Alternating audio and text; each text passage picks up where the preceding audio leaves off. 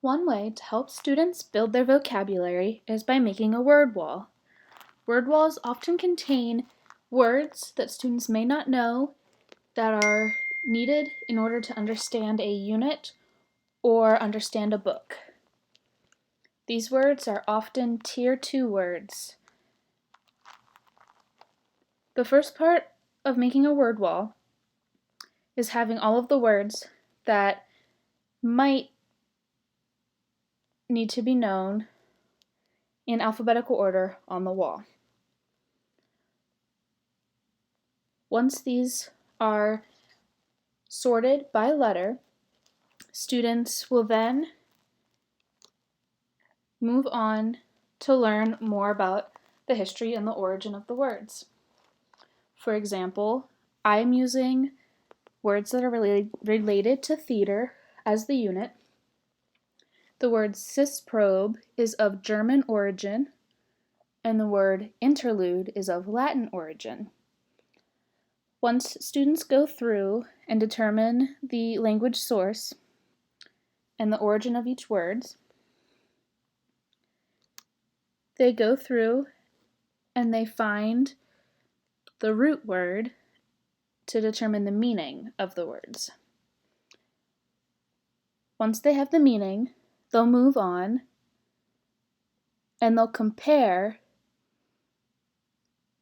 some of the Latin words to the English words. Or not necessarily Latin, but the word of origin to the English words. Students will then brainstorm with these words using the root word and come up with other words that contain that word. For example, in the word act. Act can be seen in action and also in actor. For the word lyrics, the word can be seen in lyrical. After they have determined the root word and have brainstormed other words that contain that word, they will move on to find some synonyms for the words. Some examples are the word house, which is where the audience sits. It could also be called an auditorium.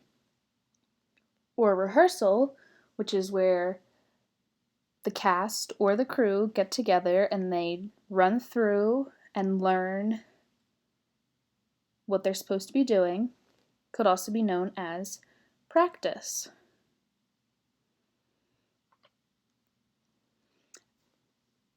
After reading about theater or learning about theater, students will then get divided into research teams to learn more about a particular aspect.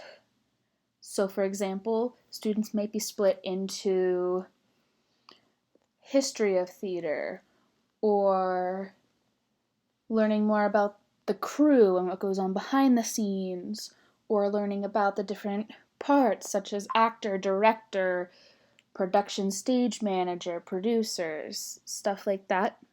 And then they will each come together and present their topic in artifacts or PowerPoints to show what they have learned.